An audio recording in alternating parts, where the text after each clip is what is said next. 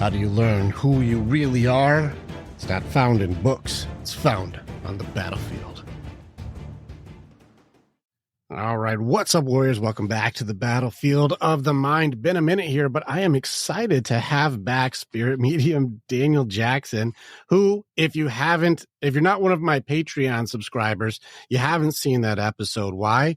Because Daniel Jackson goes hard. Daniel Jackson goes hard, and he is one of the very few people who ever made me cry on the show, and he speaks just hardcore truths right in your face, and I love it.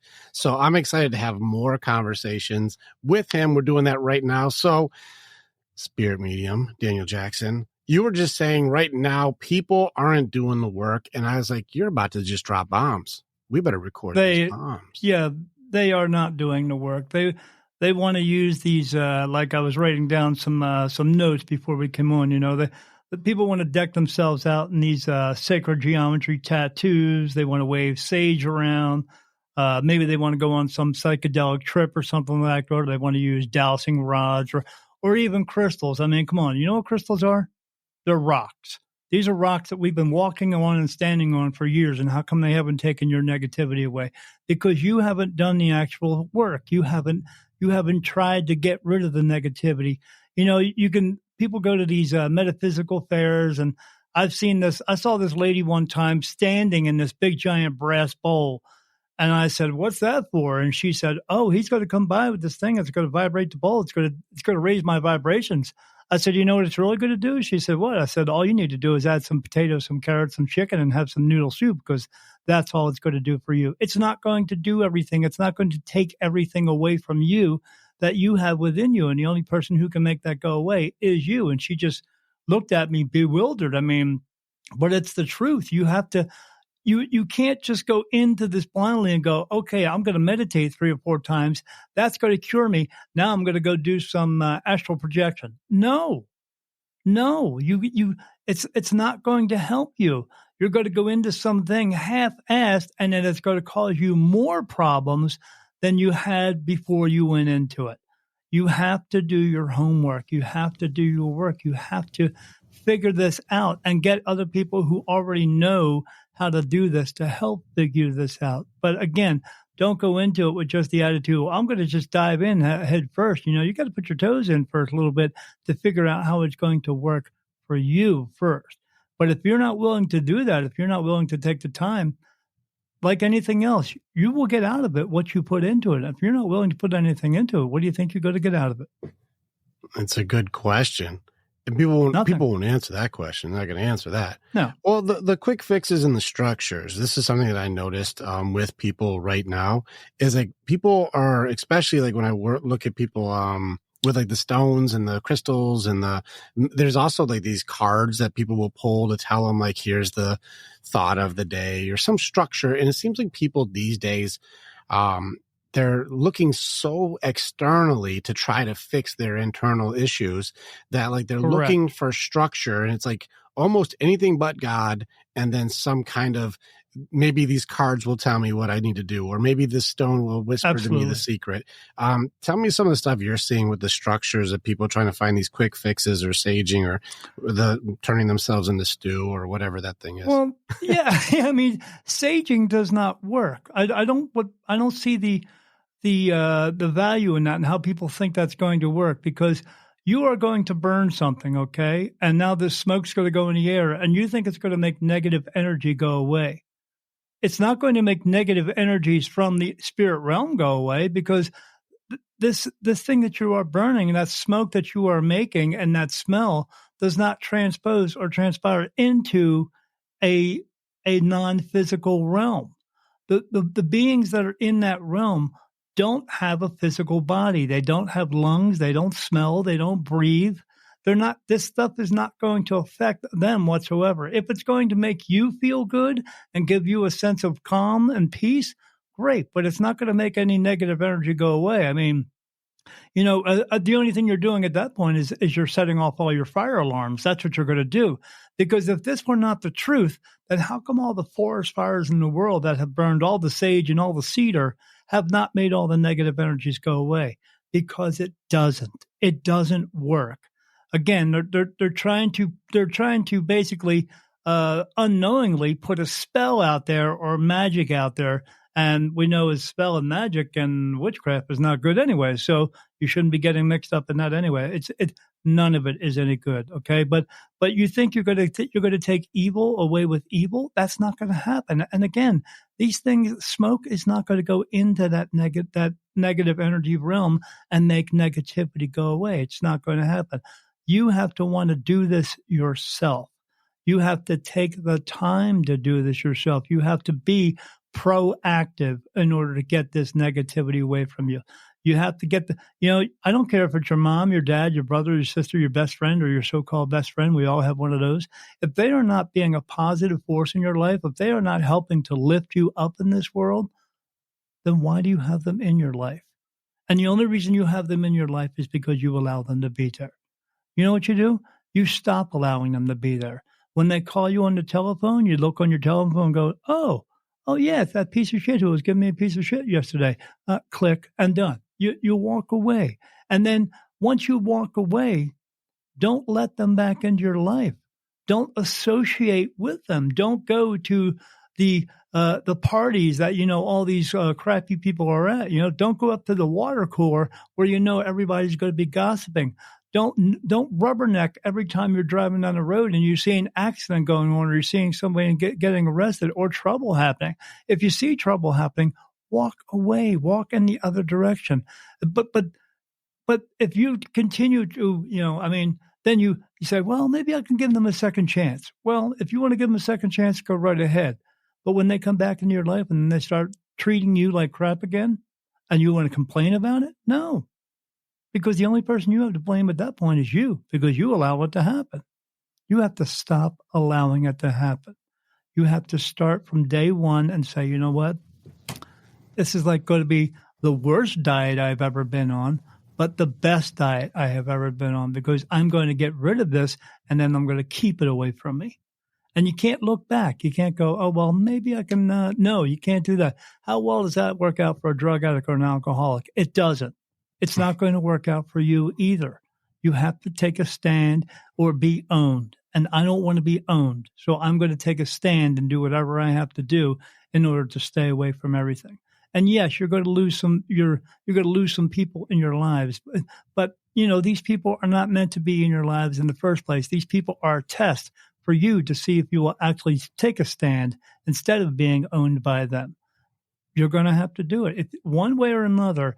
If you don't do it, then again, you're not going to get these tattoos. You're not going to get all these crystals and this sage and maybe some dowsing rods or something like that. It's not going to help you. It's not going to help you if you don't do the actual inner work in order to and then after that, get rid of the outer work that's going on around you. That's what the problem is. But they think, if I go to one of these metaphysical fairs and I buy some rocks and some stones and, I love this one. Oh, let me go over here and get a picture taken of my aura. Are you serious? I want my aura picture. Yeah. I want to go get a picture of my aura. Yeah, because that's going to help me out. They're not taking a picture of your aura. They're taking a picture of your heat signature. They're taking a picture of the electricity that's going on in your body. That is not your aura. That has nothing to do with your aura. But you just spent $90 on that. Good luck with that, because that's going to help you. It's a $90 picture of my aura? Okay. Oh, yeah. It costs $90 to get one of those pictures. It's worth about as much as that fuzzy picture of Elvis you got hanging on your wall, right? So, yeah, it's an illusionary cop-out for everybody. They want the easy button. They want to go to Staples and get the, now my life is clear. No, it doesn't work that way. It takes a lot more than that. But this is their way of copping out, of not doing the work. So they'll get some trinkets and some other junk, like your aunt has sitting in her house for fucking 10 years. You get rid of all that stuff because it's not going to help you do anything. But people believe it's going to help them do it. Why? Because when you go to these metaphysical fairs, it's there. They have everything. With the sound bowls. Oh, well, let me move sound bowl. Oh, yeah, that does what for you. If music makes you feel good, that's great. But music is not going to cure you. The only thing that's going to cure you is you. and that's you doing the work. And if you're not willing to do the work, and you want to focus on all these false trinkets out there that are going to do it for you, you're wasting your time. You're wasting your money. It's just a big waste. That's what it is. There's a lot of cool stuff you dropped in here. So I just want to make sure that the spirits don't have organs. Spirits don't have organs. So it turns out smoke doesn't stop something that doesn't get bothered by smoke. Evil doesn't stop evil. So that apparently won't work. Just like a cross will not make a negative energy go away, because the cross is a form of punishment. So how are you going to make something evil go away with a form of punishment? You're not. They love that shit. I get it. So they love it, right? Yeah. Okay. Yeah. And then we got to do the work. And there's a lot of different elements of outside work, inside work. But then also you talked about, like, people believe it's working, the placebo effect. And then I will come back and talk about the frequencies, because there are some things like maybe not. I've heard some things both ways on this. Let's do the work. Yeah, sure. I want to do the work. So, yeah, the work they need to do. Again, start off with a plan. Get a checklist going, like anyone else who would get a checklist going for the kind of man that you're going to date or the kind of woman that you're going to date. Get a checklist going for what you're going to do and how you're going to do it. Again, start off with the family members. That's the first place to go to, because we get so much drama. What's the difference between in-laws and outlaws, Rick? Outlaws are wanted, okay, and in-laws are not. So when you have these kinds of problems with the outlaws, or the in-laws, so supposedly, you will talk to them when you need to talk to them. You will be around them when you need to be around them, and you will have to deal with them when you need to deal with them. But if you don't need to be around them, you don't need to talk around them or be with them or deal with them, then don't. Stop doing it, because it's going to cause you some issues. You're going to get angered. But you know what you can do, as I always do? I had a woman come to me one time. I was doing readings in a mall, and she came up to me and said, "Excuse me, sir, do you speak with spirit?" I said, "Yes." And she said, "So you're actually talking to spirit?" I said, "Yes, I am." And then she stood up and said, "You're speaking to the devil." And I stood there with this voice and said, "No, I'm not speaking to the devil, because there's no such thing as a devil. There's no such thing as purgatory or hell. There's no such thing as a fallen angel. There's no such thing as Satan. There is a Lucifer, but he is an archangel. He's not a fallen angel." And as I went on with that, in this type of voice, the only thing she did was get more angry. But the only thing I did was just kept being me, because I choose not to get angry. I choose not to be triggered by anyone else. And because that's the new hip word to use nowadays, that's triggered. Yeah. Word's been around for years, but no one's ever used it until the past 10 years. So, but you are allowing yourself to be triggered, to react to someone else getting overly excited or overly angered at what you're saying or what you're doing or whatever conversation you're involved with. You have to learn to stop, and you have to learn to let that go. That's what it's about. Do you have to get angry? No. You're knowing thyself, though, because I know me means I don't have to match you. Because she wants to lose her cool doesn't mean I have to join you. Absolutely. You could just go, "Are you done?" "Yeah." "Oh, okay." "Well, then what? Don't you have anything to say?" "No, I don't, because I'm not going to get into and lower myself, lower my what we'd call lower my vibration down to your level and get into this with you, because I don't have to, because I don't want to, and I don't need to, so I won't." And now you can walk away, because Well, there's a step here. I do a training on that where I talk about the psychology of how people will match somebody's energy. And somebody matches somebody's energy almost always. There's going to be a thing there. And so whether it's like a 2-year-old kid screaming in the shopping cart and eventually mom's like, "Shut up!" Like, somebody's going to match somebody's energy at some point. And so it's just basically just human thing. We're a herd animal. And so we're going to naturally start to gravitate towards which energy is the most dominant, even if it's the more calm one or if it's the most aggressive one. We're going to have an energy response to it. And with that being said, you have this lady who's like, "I'm going to go here," which is an uncontrolled energy to try to force you into also having a lack of control over your energy. And you're like, "But I know me. And because you don't really know you want to be angry, but because I really do know, I'm not going to join you. And this is a training that I teach for especially my men to be good, healthy pack leaders, which is where I can be understanding. I can be concerned and or empathetic, and I can be compassionate towards what it is that you're doing, but I'm not going to agree with you. Stay with us. We'll be right back. Warrior, thank you so much for being a part of the information that we have. And you're part of our story as we are a part of yours. It's very much an honor to be able to connect with each other. If you want to know more or you want to get started with working with me or working with our warriors so that you can begin your path to authenticity, strength, leadership, and accountability, this is the way. Together, we are way stronger. Now you get to choose. Do you go forward or keep doing what you've always done? If you stay where you're at, hey, click on some of the stuff and follow what it is. We got motivational stuff. We've got podcasts. We got more things. Just subscribe and do the stuff and we'll keep you updated. But if you want to start going in, start jumping into what our programs offer and start your journey and being the hero in your own story.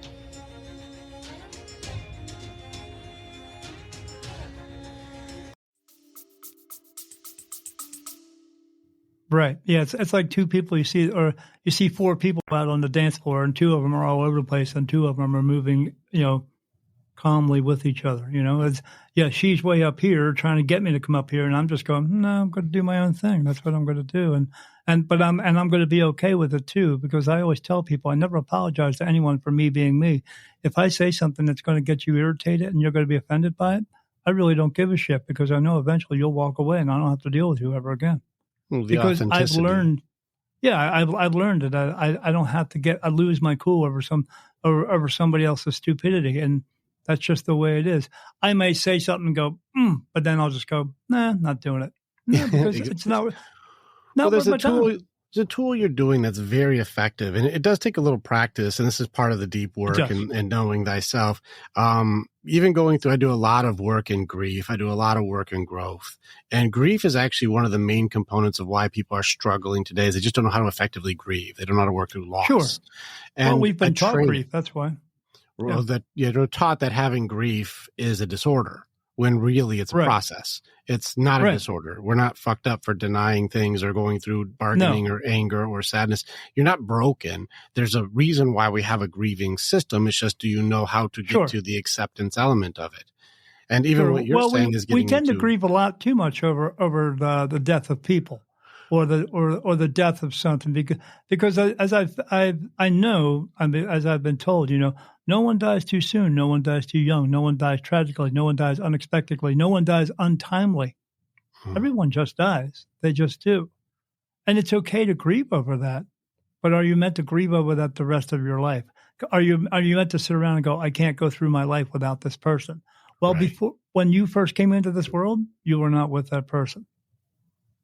You're going to leave this world on your own. Everyone is, in a sense, where your soul is going to leave by itself.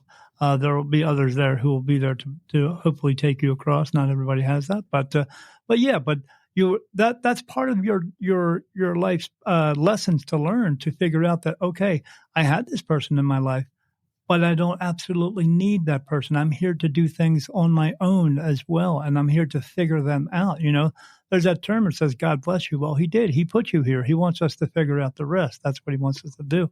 But we are being taught to have grief and to have it and to hold on to it so that you are always and constantly the victim. So that way that we can give you all kinds of drugs and everything and then feed you into the system so you can give us all your money.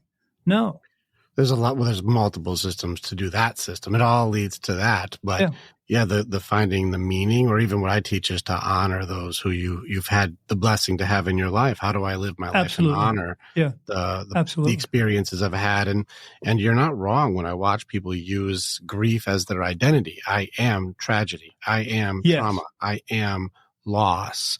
And it's not true unless you believe it's true. And this is where you're saying, like, that's not how that works. And I like the idea to challenge these beliefs of like, no, but that was my person, or that was my mom, and that was my best friend. And so without them, I'll never be me ever again. And it's like, then your entire identity was based around another person. Like, you are you still. You are still Yeah. you, but being able to take the life lessons you have from that person and then being able to say, how do I honor the meaning of what I've had in their life?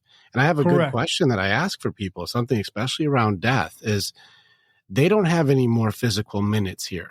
That body is gone. Like they're gone. They're done Correct. from that. Correct. In which Yeah. case, how would you think they would give you advice on, since you still have minutes, how would you think they would want you to spend those minutes? Like how would you honor them by living your life by their advice? What do you think they would say? And then people give me their responses. Yeah, Yeah, by the strength that my father taught me and my mother taught me to have, the resilience that my mother and father taught me to have, to knowing that everything that I do in this world, if it does come down to it, is not the end of the world. To know that don't cry over spilt milk is the same thing as don't think the world is coming to an end because you just spilt your coffee. Go pick up your coffee, go clean up the mess, and go get another one. Yeah. My parents have taught me that, but the problem is with the kids today, we didn't teach them that today. We taught them that everybody gets a trophy for playing baseball, or everybody will have their hand held. And here, I'm going to put this telephone in front of your face so I don't have to talk to you anymore. And then they wonder why these kids are going out and shooting up schools and they can't deal with each other. They have no social skills anymore.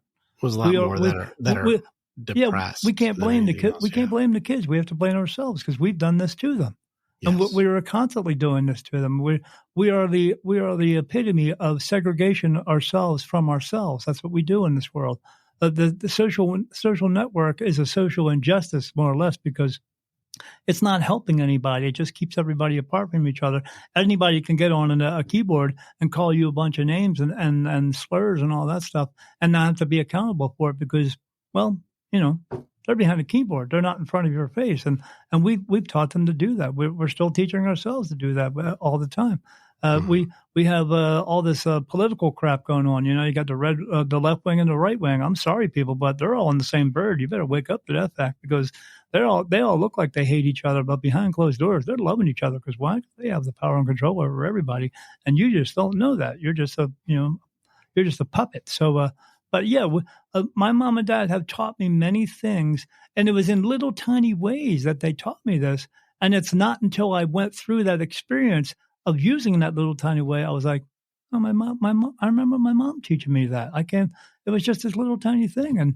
And that's the way that we get through to them. It doesn't need to be this ginormous sense of, okay, this is the way you're going to fix everything in the world. And there's little ways to do that. And the little ways is what, we always know that the little things in life are the things that mean the most. And so these most meaningful things can help you get through your life, but you do have to work on them. You can't just go, Mom said, maybe I shouldn't do that.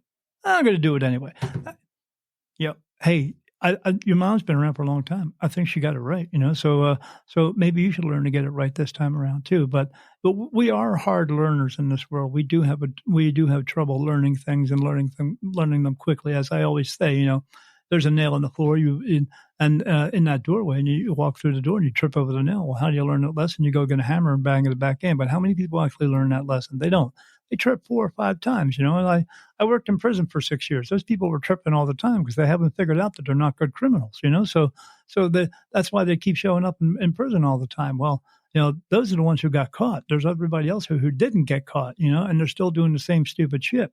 But, my mom and dad instilled some things in me that I still use today. And I'm glad they did it. I'm glad my dad didn't raise me to be a freaking pussy because I'm not.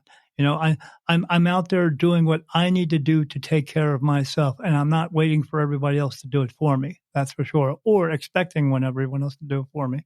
There's a little bit of a difference there, and we have now got a generation of people who are growing up in this world who think that they should get a tax break or they should get all their debt taken away just because they went to college. No, work for it.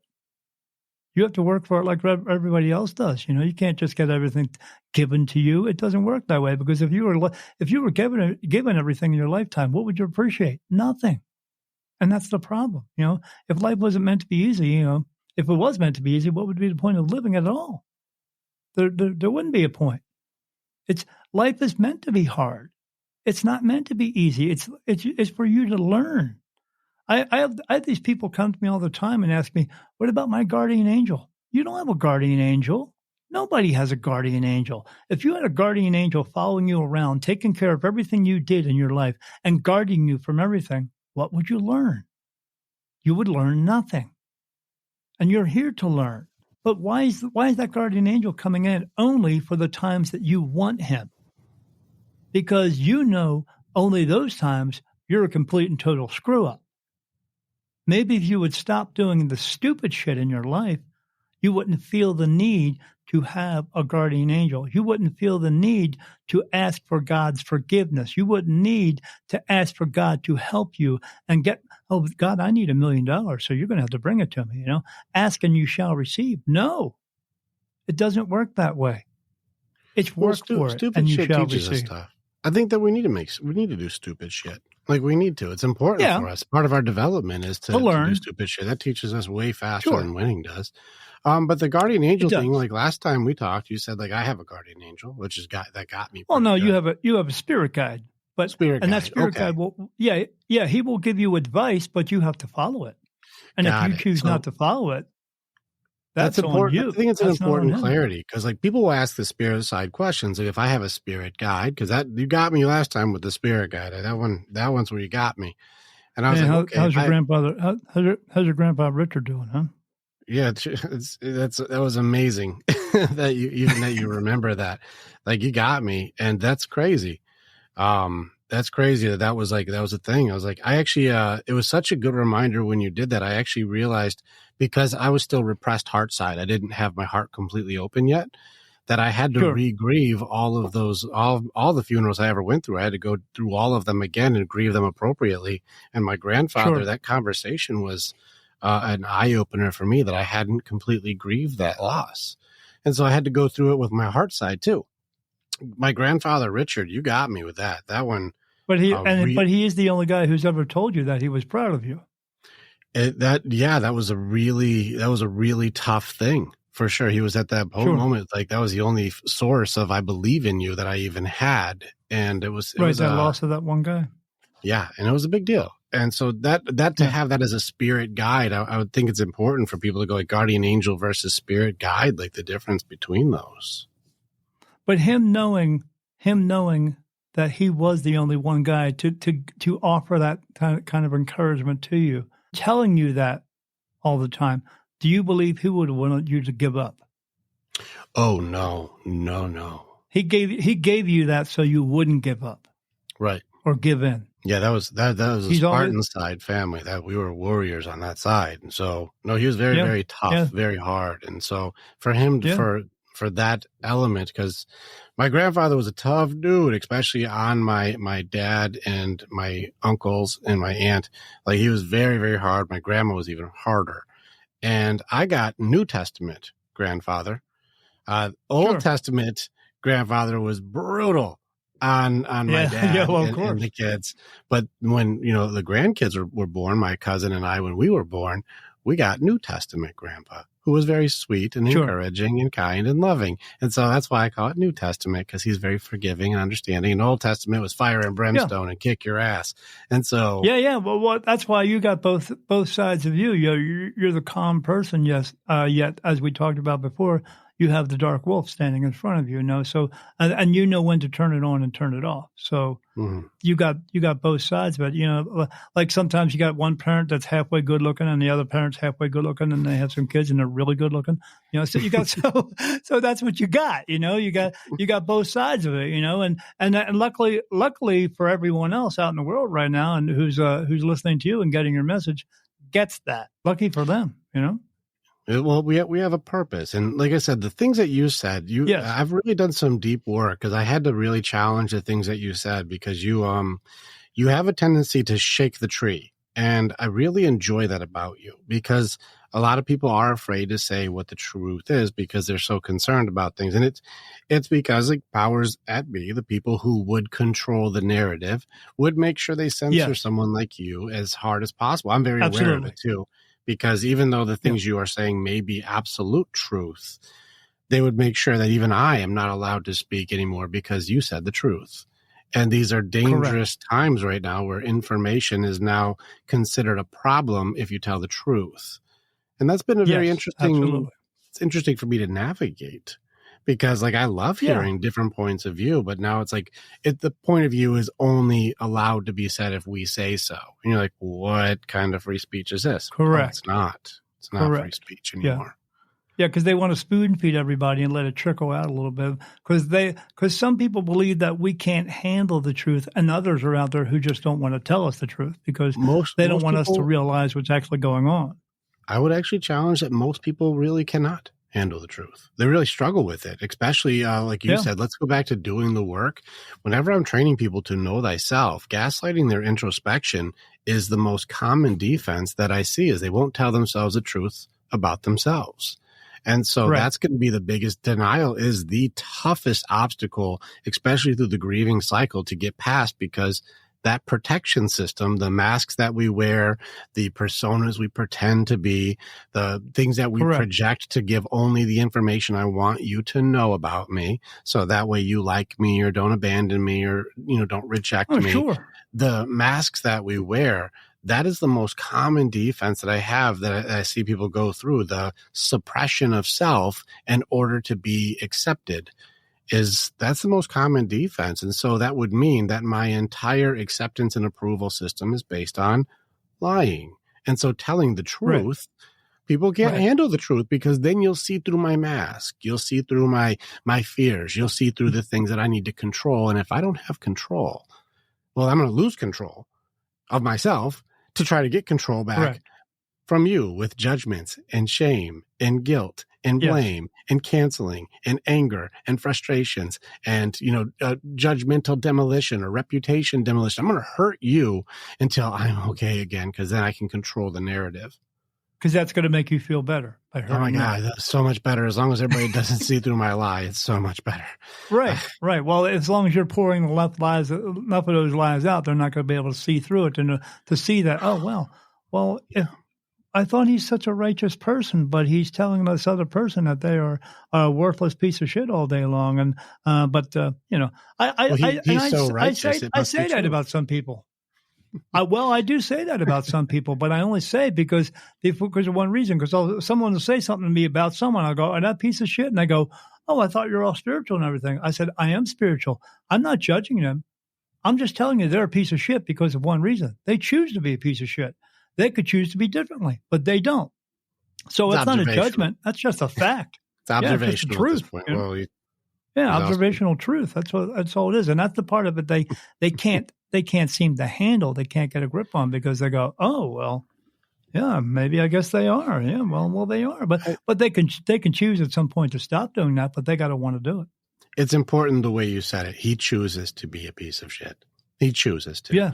And that's a given. It's a big training that I've been doing on how I am is who I am. And people are judging people based on their past instead of recognizing that what I did was meant to teach me something and I don't do those things anymore. But can you see that what I did is not who I am now? And people have a hard time with the reality of that because they go like, I remember, Daniel, when you were 19, you did that thing. You're a fucking piece of shit. And go like, I don't do that anymore. I don't do that. Yeah. I give the same analogy all the time. I tell people I will say to them in this way where say, hey, because they always, they want to cry and moan and whine about everything that happened to them. And again, play the victim about everything and all that stuff that happened to them. Maybe when they got raped or something like that when they were a kid and all. Well, you know what? You're not a kid anymore. You're not the same person anymore. You're supposed to have grown from that point, and you have grown as an individual in age, but you're supposed to grow away from that too. I would tell them that, if you went out to go get a job and then you put out your resume to this company and they looked at it and they go, wow, well, you know what? This looks pretty good, but we did a little Google search on you and we found out that when you were 7 years old, you took a stick and put it in some bird shit and went around to all the girls and said, oh, bird shit. And so we think that's kind of bad and we don't want you working at our place. And then that's when you tell them, well, I'm not 7 years old anymore. I don't make the same decisions. I don't have the same thought process, nor do I have the same perspective or outlook on my life. I'm not 7 anymore. Oh, well, okay. Fair enough. I'm going to do a quick Yeah. disclaimer on the twist, because like you went through it pretty quickly on that one. Well, being 7 and doing bird shit stick is one person. That's an action that I did. Being raped or molested as a child is a very different game. And so those are serious things that do require a level of training to overcome. By taking your power back, which can be done. I've done this with people who have been molested, people who have been raped. I do train them how to go into these memories. There's neuro-linguistic programming. There's cognitive behavioral therapies that we do to make it so you can do the work to go take your power back. And then there's mind, heart, body, and spirit releases and acceptances to be able to go, I am okay again. So it's all elements that are there. So there is a way it can be done. It's not to belittle or to say like, get over it, but there is ways to take your strength back from somebody who's hurt you. It's about learning to let it go. It's learning to know that power, that person no longer has power over you. They don't have to have power over all you, but you have to learn to overcome that. You have to learn to be strong and learn to move forward at that point and say, you know what, I'm not going to let this ever happen again. And I don't have to have that guy let him have power over me. And he's no part of my life anymore. My life is in a different direction now. Just like, I could have a father who is a piece of crap all his entire life, but that doesn't mean I need to be a piece of crap to my children either. I can turn around and do something different. I can be something more, be something better, and not show that same type of behavior to my children, and let them know that they can be a good father to their children as well. Yeah, I agreed. I just didn't want to kind of glaze past like you got raped, get over it. Like it's like, well, it's a no, it's not that easy. It's not that easy. It takes time, and you do need to seek out some professional help and someone who can help you with that. I worked around those kind of people in the prison. All the psychological people over there did help a lot of people in there. The only unfortunate part about being in prison is that 90% of the people in there were just trying to get medication and drugs as much as they can so they could live that party life. But there were about 10% of the people in there who really did have some issues. And the thing about it where I worked was in medical records. I could see into their psychological history. It's not just them. It's their entire family. Her entire families are messed up, and they don't learn right. Yeah, they don't learn the right from wrong from anybody. It's never taught to them or any type of treatment to turn that around. Even being in prison, they don't really treat anybody anymore. They just want you to come back in so that they can make some more money. That's about what it comes down to. But it's just the way it is. But if you. Yeah, as I have in my book, the basis of my book is, I had a whole bunch of crazy things happen to me spiritually throughout my entire life. But I know it couldn't just be me. So I went out and find my people. I found them. I found the people that I felt comfortable with and people who could help me. Anyone in your life, if you have something going on in your life that you can't figure out, there's 7.5 billion of us. There's somebody else who's either gone through it or is going through it, and you can get together with them. You got to go out and find them, but you got to be proactive. That's with anything in your life. You got to be proactive. There's a work part there. There's a work part there that's pretty important. And I train this myself because most people have limiting beliefs or beliefs that are cursed upon them from people in their life where they didn't have a defense, some way to I don't know how to protect against this person saying that I'm worthless or I'll never be anything or I'm not worth loving or some kind of a belief system put in by somebody who's not happy with themselves, the generational curses. Well, in order to be able to fit in or belong, a basic human need is to belong or to be accepted or to be approved of. We're a pack animal.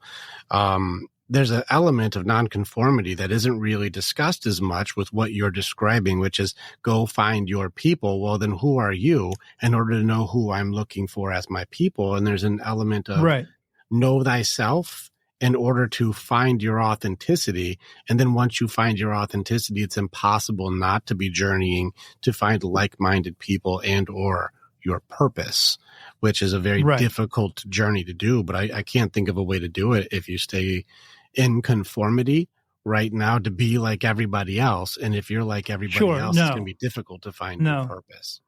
Yeah, I mean, as you have probably noticed just being on today's show and the previous show, I'm not the one who goes along to get along. I don't do that. I'm not rainbows and unicorns and everything is love and light whatsoever. We get along in that category. I get it. Yeah, we get along in that category. But even when I was on my personal spiritual journey I wasn't really on a journey at that point of finding my spirituality. I was trying to figure out what the hell was going on because I was seeing so many spirit at once that I have seen throughout my entire life. But it was coming to a head where I was seeing so much at one period.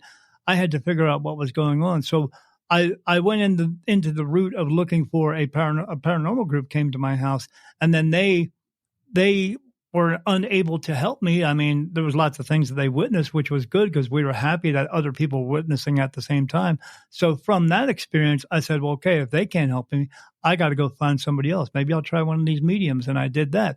And I found 5 mediums. And then one of those mediums led me to having a talk with God.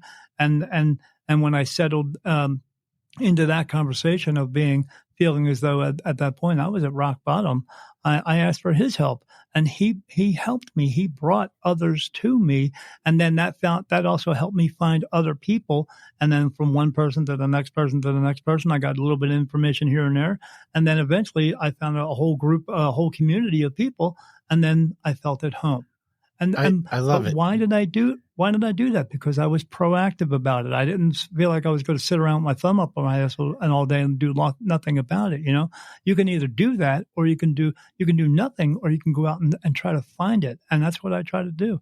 I had no inclination, no idea that I was going to become a medium. It just the action. I'm with you on the action, but you do something that's very I have to call it out so that way people can pay attention.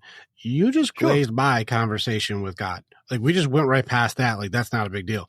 Like, that's a pretty big deal. Oh, that's the biggest deal. That's a really big deal. And we're like, so I talked to God, and then I came back and I found a community. It's like, wait, can we go back and talk to God? Like, we just talked to God a second ago. Well, so I did glaze by it, but. Well, let's hit that really quick, because the community element is something that we could probably get that pretty quickly. But can we go back to I hit rock bottom, talk to God?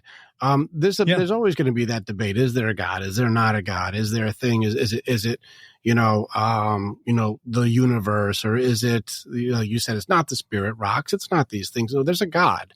Help people out with this, because like I've been doing a lot of deep diving spiritually. I found my things I found, but you talked to God. You got to go have it. Can you explain that interaction? Like help people who are like, I have no faith at all. I have nothing. What does that even experience like? What is that like? What'd you ask him? You got to have a conversation.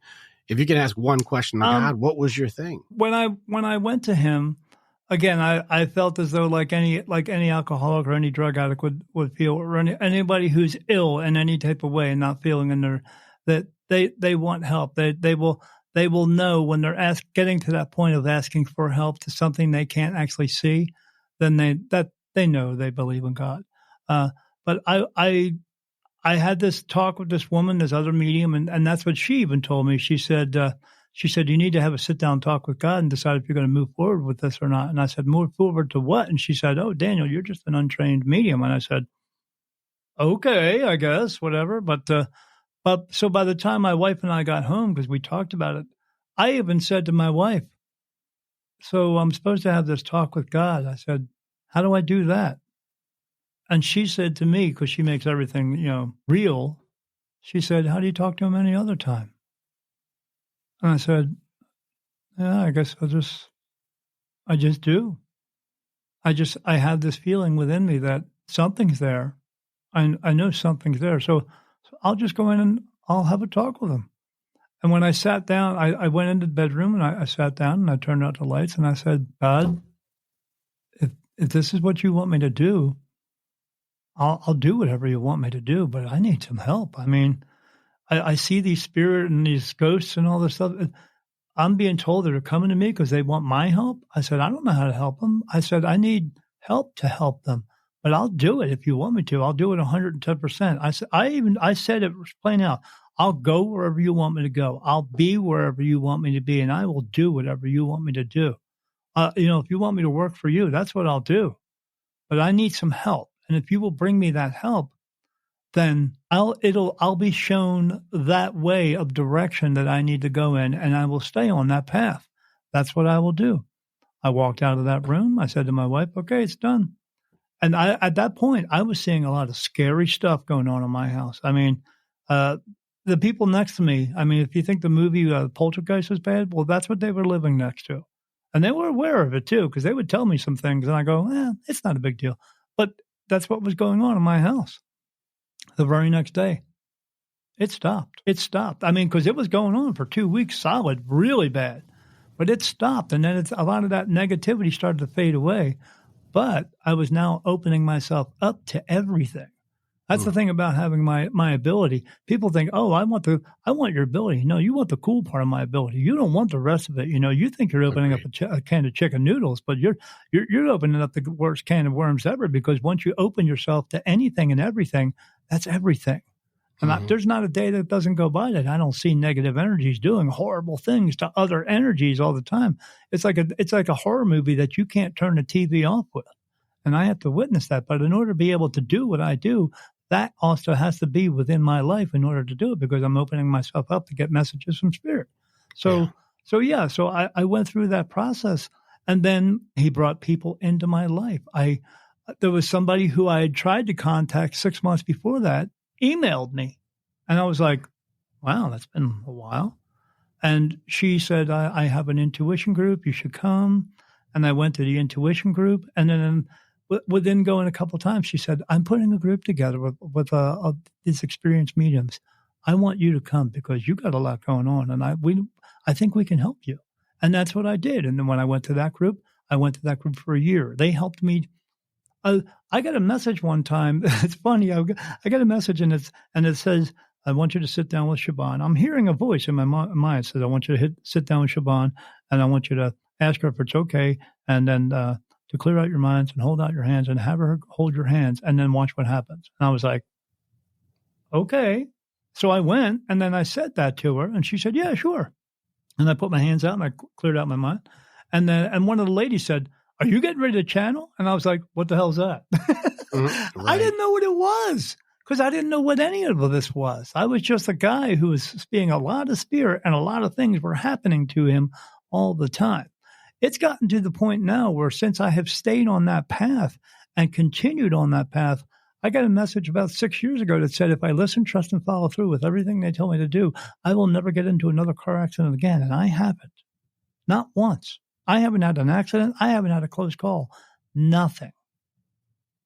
But because I dedicated myself to doing what he has asked me to do. Now, I'm in communication with what we would refer to as archangels. They're not men with wings and shields and swords. And I say refer to, because the stories that you hear is not what they are. They're not, most of them don't even look like people. They don't look like, if you actually saw what they actually look like, because they can manipulate themselves in order to make you feel at ease. If you saw what they actually look like, you would run away scared. Yeah, I saw like images where they try to describe, like in the Bible, I think it's when John writes about like what it is. Like they look like, well, they have eyes all over and like very interesting shapes. I don't know. You mentioned they look almost like praying mantis, some of them. And yeah, I see 8-foot praying mantis, and some of them look humanoid, and some look human. And some of them don't look like anything I could ever describe to you, because it's nothing that we would know of. Right. So it would be almost monstrous at some point. So yeah, but I know who they are and what they do and what they do for me and what they do for everyone else. And they bring a sense of peace and calmness around, and trying to manipulate our thoughts and get rid of all this negativity within our lives, so we can focus on helping each other and taking care of each other. So those angels hang out around us? Like they're out trying to help us too? No. Okay. No, they don't. Sure. There are archangels and are angels, but they are not helping you to go get a cup of freaking coffee. That's not what they're doing. They're doing big picture things. What about like the big picture element of like this spiritual battle? Like I have concepts of like theories, which I'd love you to confirm or say that's not how that fucking works. We're like, do you know who they're battling? They're battling us. Right. And they're battling us. This is the theory that I have on this, is like the whole concept, even the movie Constantine, where they talk about it's influencing. It's the game. My is wife choice, loves that movie. But the game is choice, yes, absolutely. You know? And so they're going to try and like influence your choice and influence the choice, and they'll move in through different ways. And I believe, even if the Lucifer figure were to do things, even if that concept was to say there was a devil, the idea itself would be. Isn't. But the idea of the influence would come in through pleasure. The influence would come in through what do you Correct. want, and so Correct. these are the games that we're being the pawns of. But is there there are evil spirits and there are good spirits? There And they're are. going like, There are you going are to very make, are negative you going to make energies. this choice or are you going to make this choice? And the free will seems like it's the game. Now, I don't know the currency. Now, there seems to be currency in soul. There seems to be currency in spirit. Free will is And the actual answer. That's all. It's just it but depends upon which answer you want is to there a give. currency though? Is there some sort of like get your soul? Is there some sort of currency, or is there like what's the point of the game then to say like what free will or what choice we make if there is no currency in spirit or soul? Because the end game is to go home and stay home. It's not to keep coming back over and over and over again. It's not to have the multiple amount of lives. You have those multiple amount of lives in order to figure out your lessons learned. But you're here for a purpose, and your purpose is not becoming a doctor or a lawyer or a teacher. It is not an occupational choice. Right. You were going to fulfill your purpose by doing one thing, by being human. And our purpose is we're here to help each other just for the sake of helping, not because you can, but because you should. In a way where you're going to help someone to do something they can absolutely not do for themselves, or you're helping them to figure it out.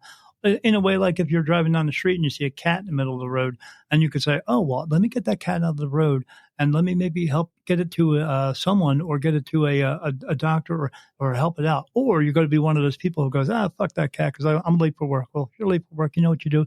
Get up earlier because you're a piece of crap and go do something. Help.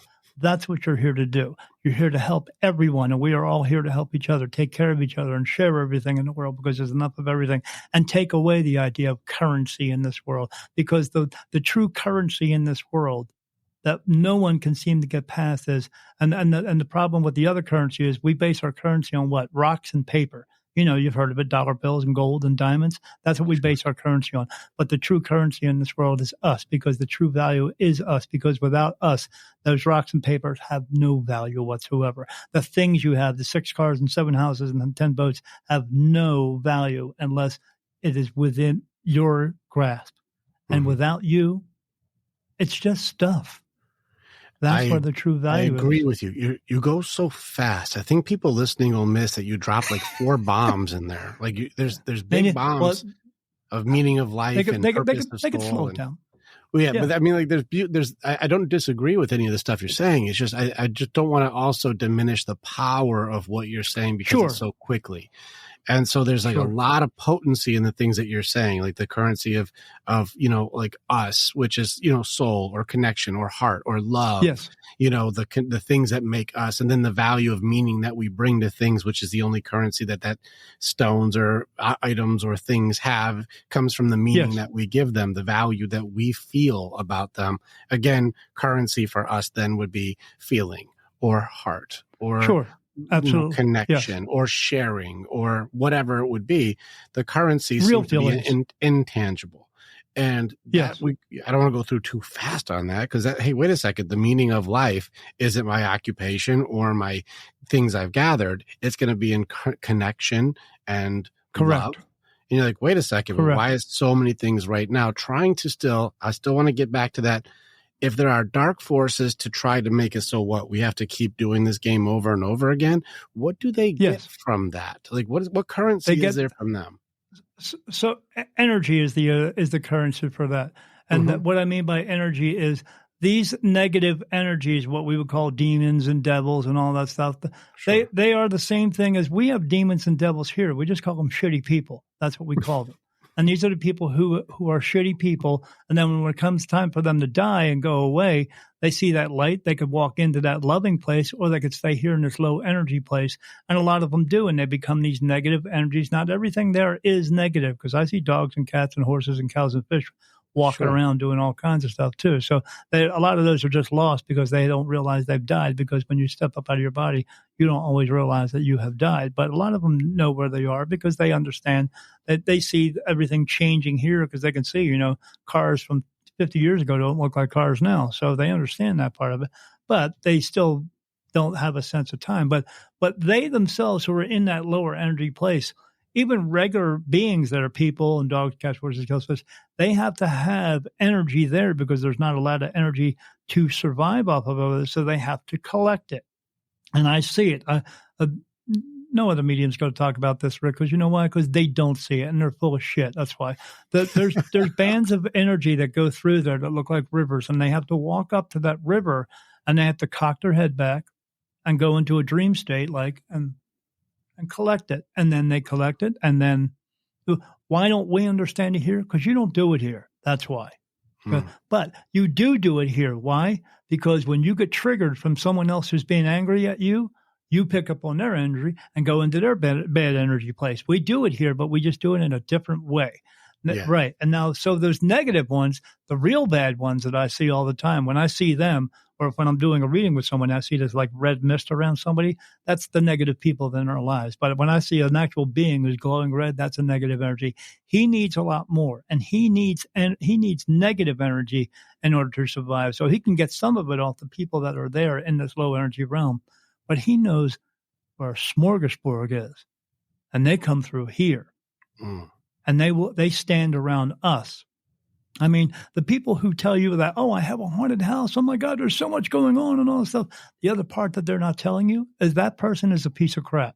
And that's why it's going on, because they are the negative buffet that's enabling no spirit to come through and collect all this negative energy off of them. At the same time, giving them a little bit of negative energy so they stay negative, so they will remain a buffet for them. Here's a term that I use because I know that we have like the kind of like the judgmental element of like that person's a piece of crap, like that. Sure. We can say it could be observational, but a lot of times I've noticed with there are people who have intent and get pleasure from hurting people. Like there are those people, right? Because it makes them feel good. Correct. Yeah, it makes them feel good joy inside. they get. But I would say majority. Joy, but it gives them a sense of power. Like the person who comes and says, oh, they gossip about everybody. And you know that person before that point where they're all, well, they like, oh, I don't want to talk to them because they're not like us and blah, blah, blah, blah. But then when they come in with all the gossip, and then that, since they got that, now they got something over on everybody else that gives them a sense of power, which gives them that sense of joy. Agreed. And they keep on doing it. Agreed. And that's judgmental demolition or reputation demolition, the gossiping and the tearing other people down. You did it to yourself. Yeah. Now, the reason I bring this up is instead of saying, well, they're a piece of shit, what I've realized is if you look at the behavior, even let's just stick with like the gossip, judgmental demolition, I'm going to judge them and tear them down to make me feel better. That would mean that I'm going to bring you to an energy level that I can connect with, in which case, if my connection level is hate, if my connection level is talking shit about other people, if my connection point is let's say bad things about others because I can connect with saying bad things, like bad things as a connector. What it is it's showing really how damaged or hurt I am. Because if the only connector point that I can connect with you is negativity, that shows what I talk about myself in the mirror. And the reality is it reveals you to yourself, because the only point that I can connect with another person, even spiritually or emotionally, is through hurt. And that means I'm hurt.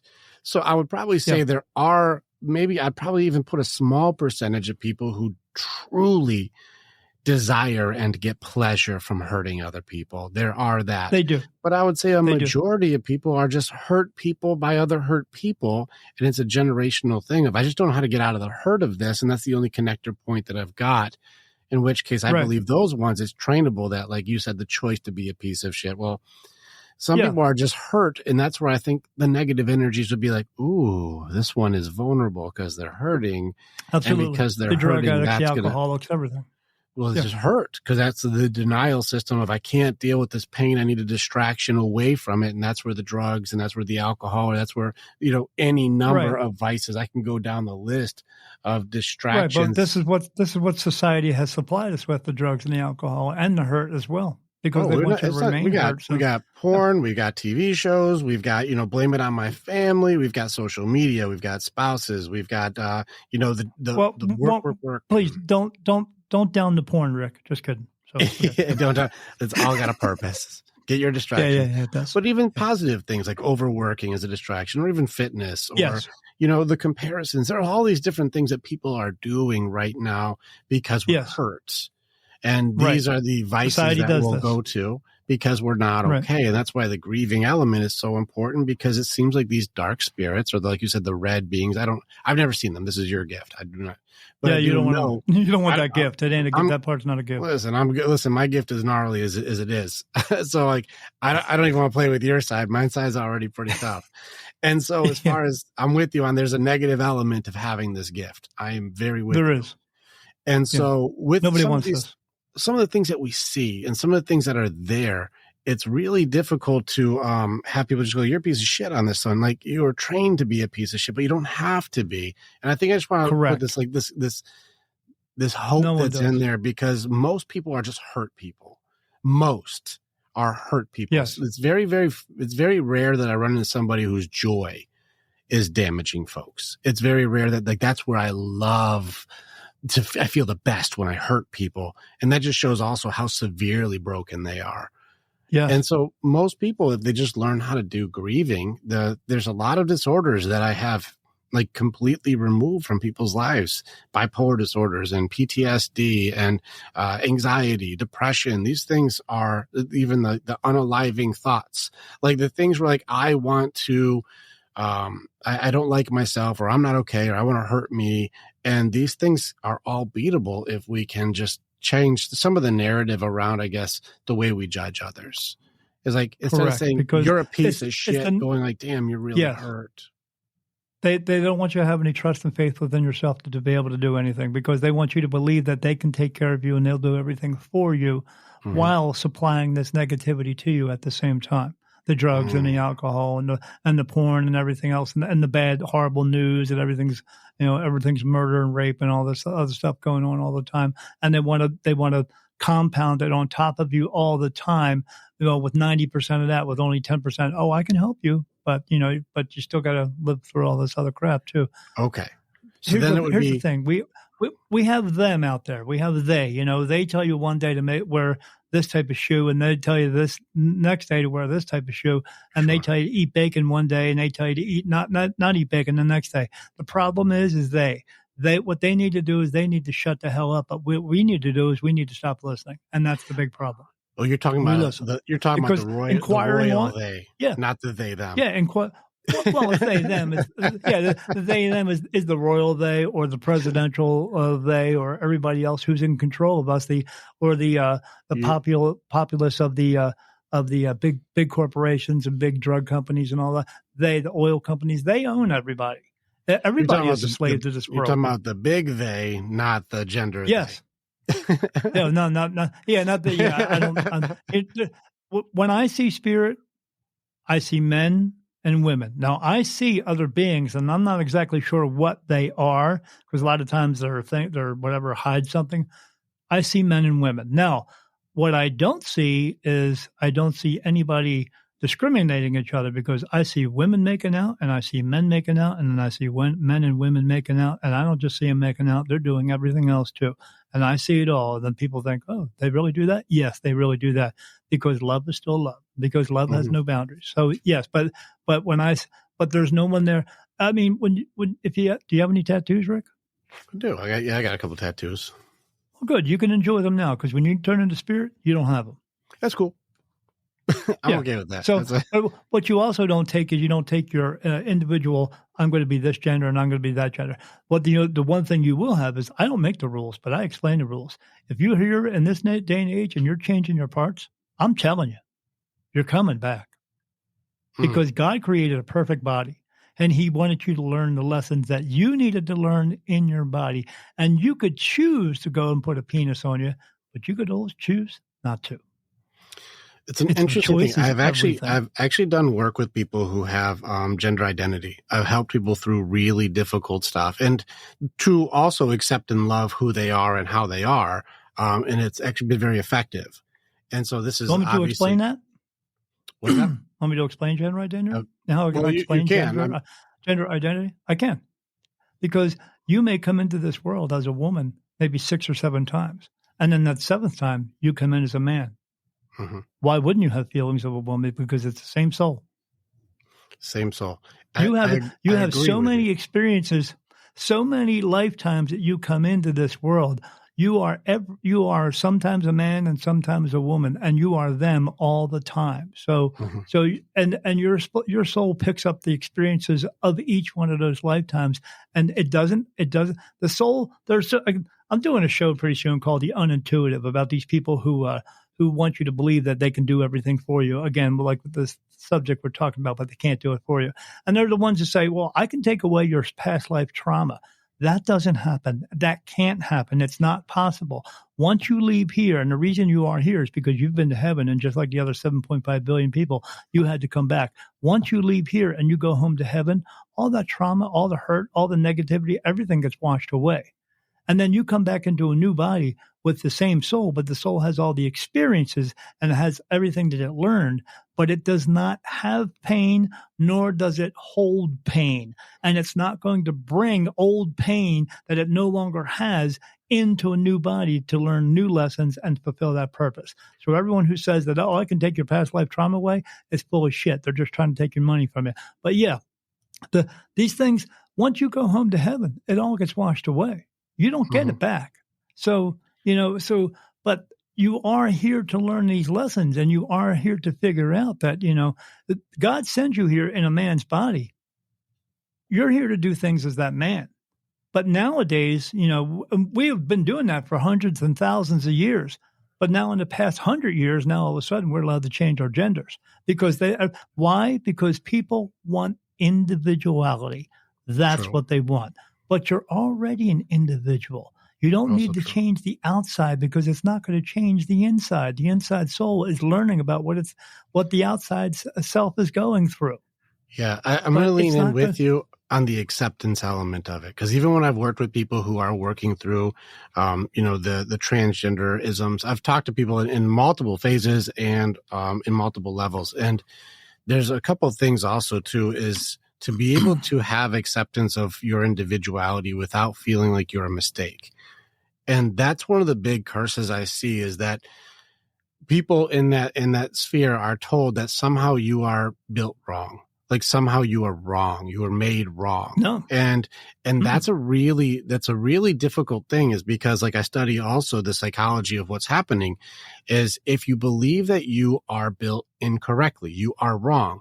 Not necessarily that you have a male with feminine traits or a female with male traits, because like that's very true. Like even a person who I regard as like a family person to me, female, but it's like I have very male beliefs and feelings and thoughts. I'm like, I was definitely a dude in a past life, or a dude soul in a female body. Yeah, why would you be? There was a big dissonance that they were struggling with until I could get them to see, like, you are by no means a mistake. You are an amazing person. You aren't a mistake. And they could work on acceptance of self. They still have those thoughts of like, I still enjoy very male tendencies. I enjoy doing male things, even in my female body, but I have acceptance of self and love of self. And that was a very powerful moment and breakthrough for like people who go through those things to go, I'm actually not a mistake. And if that belief system is there that I am in the wrong body, they were looking at the unaliving rates of that, even post body change, post surgery, was still over 50%, which means even after you change the exterior, you still feel like I am a mistake. And that's a higher death rate than Holocaust survivors and slavery. Like there was lower unaliving rates in those type of traumas than there are as I am born a mistake. That has a higher unaliving rate than anything else. And that but they don't know that they're a mistake thing. Until someone told them they are. Correct. You have to be sold and have a belief system that you are born wrong. And that's an interesting So some used car salesman told that you are wrong. Again, accept thyself. Stop accepting what other people say to you. You don't have to listen to them. You can turn them off. You can walk away. Yeah. You have to challenge everything. You could say, you know what? I'm not, again, it's the society. This all comes down to society teaching us not having any trust and faith within ourselves to be ourselves, not trusting yourself that you can do and be and go out and do whatever you want in this world without anyone else telling you that you can't. But when you listen to them, that's why they are the way they are now, because they listened to them. They bought it. They bought the only pitch. person you can Right, and the only person you can blame for that is themselves for buying it. Well, But they didn't know yet. But they want to. Like It's everyone else's fault. but we can't have a defense against things we don't understand. Like we can't make choices that we don't know about yet. Like, right. And so being a child, being told that you're a problem because you were born the way you were born, they're like, I don't have a way to challenge that yet. I'm still a kid. I don't have the development yet to really go against a parent or a mentor or a teacher or a coach or an adult in any phase to go like, I can say at a 7-year-old mind, I can actually challenge these belief systems. Like I guess I must be bad because a person who's in charge or supposed to guide, protect, and take care of me is telling me I was born incorrectly. This is why it's difficult because like as much as I want to go take accountability, you 7-year-old, well, they don't have the tools yet because the only people teaching them but that's where it comes down to the accountability. We need to teach differently. We are still stuck on teaching our children about fairy tales about you're going to find a prince and you're going to find a princess, or maybe you're a prince who wants a prince, or whatever. Whatever you feel is best for you is best for you, and what's best for you isn't always best for someone else. Correct. But we are putting too many standards out there that you have to be a certain way. We still have models going out and running the runway, and you have to be this big around. You can't be this big around. We are pushing too much of this, but yet everyone's coming out and saying, "But you're doing this all to me." No, we're not doing it to you. Yes, you are. We are the cause and effect thing is we are causing it, and this is the effect. Mm-hmm. And the only people who we can blame for that is everybody. Why? Because we are allowing it to happen. Again, because we are listening to they do it to us, and we are allowing it to happen. So when are we going to stop allowing it to happen and actually stand up and say, you know what, enough is enough. You're killing my whole generational family. You're killing my friends, my kids, everything out there because you want to have power and control over me. That's what you're doing. It's a tough calling. So when do we stand up? Well, it's a tough calling because the concept of standing up will require organization, and even that by itself is difficult to do without, using a program that's run by they. And so that's difficult to do because anytime people have said, hey, this is wrong, well, then that also gets shut down. You'll be, shut down completely. And we've also seen certain, there's what was the name of it? Was it Parler? Something like that. There was a social media that was supposed to be pushing free speech. Like anyone can do free speech here. And, it was really glazed over with the they that exists. That that was a company that was like, hey, we're going to do a social media network where you can have free speech. Doesn't seem like a big deal, right? They're all supposed to do that, right? They don't. Well, in which case, that's when you saw Voltron show up. I call it Voltron, when all the lion bots put back together became Superbot. And what happened was then you saw like Facebook, Twitter, Amazon, Apple, Google, they all lion botted together to form an alliance that erased this company off of everything. Like deleted the company, which is highly illegal to do. To just erase. Sure, like the electric companies. Yep. Yeah, the same thing the electric companies did to Tesla. Same thing. Yeah. Well, the concept of I want to start a free speech company, then having all of these companies break the law blatantly and government going, the fuck are we supposed to do? If that Voltron ever went towards the government, they could shut us the fuck down. And they could. Right. If Apple, Google, the only way you could truly bypass that is not having it on social network or any type of internet, because that's where it will absolutely get shut down. It didn't get shut down before we had the internet because you didn't hear about it because it was just certain groups in areas, and that's how it truly grew. It just spread out to other ways, and that's why we had the war against the North and the South, because one section said, I don't believe in this, and the other one said, we didn't have an internet to get it shut down, because if they had it, they would have shut it down. It's true. Well, this gets back to the question of like, well, if that Voltron exists, how do we stand up against that? Like, how do we do it? I'm not saying don't, but if we have a thing that goes like, oh, you guys have a site where you guys all communicate to make sure that you guys are able to, make a stand or protest or, work against, and we own that, we could just delete that. And then now you have to start all over again. And so we'll use emails then. Like, yeah, but we own the emails. So we'll just delete your email account. Fuck. All right. Well, what about if I want to have a rally together? They're like, well, yeah, how would you send it to everybody? Because I can just delete you from that too. And you're like, fuck. How do I do it? And that's going to be the battle. I think that's going to be, if people are going to do it right, how do we do it when all of the networks, like even to have an app to be able to do that, is owned by Amazon. The servers are owned by Amazon. To get everybody to show up in one single place and for everybody to leave their electronics at home. Yeah. That's how you do it. We got to use the electronics to get them there, though. Damn it. Right. You got it. Well, you form a different type of group that has nothing to do with it. And then eventually when you get there to the meeting, you say, well, hey, everybody, this is what's going on. This is what we're going to do. We're going to change this whole group. It's going to be a different form of communication. We're not going to be using electronics to do our form of communication. We'll actually do that the way that people used to do it a long time ago, talking to each other. That's what we can do. And if we have to, we'll do it in code because, do you remember who was it? The Wind Talkers. The Wind Talkers back in I think it was First World War or Second World War. It might have been First World War. But the Wind Talkers were Indians, and they were using code in their Indian language to get messages across to other countries and stuff like that because they were taught how to do it. Not only they knew how to do it, and that's why we won part of the war there. It's not that we should be going to war for anything, because we shouldn't, because we're all just people. We all live on the same planet. No one's going anywhere anytime soon, so we better start to get along with each other before we annihilate each other. So we have a group that we get together, and you'll eventually, just like any other group, you'll have to weed out the people who just don't belong in the group, and then find other people, because they're going to find other people too. And if you want to get this group to grow, you have to go out and find your people, and that's one of the things I was talking about. You got to go out and find your people. Yeah, it is a big challenge, but it's got to start somewhere, right? Of course. No, I'm not disagreeing. There's got to be a movement. It's just going to have to be such an interesting way to do it. I don't think we're disagreeing about anything here. No, we're not. So far, I'm with you. So as far as this one goes, you said something very quickly, and I also want to go back and grab it up because it's important to understand this sentence, because I don't think people even know what the word means. You said that love beats all. Like love can transcend and beat everything. Love it'll beat all of it. And I don't know if people are able to grasp the it. Beatles had it right.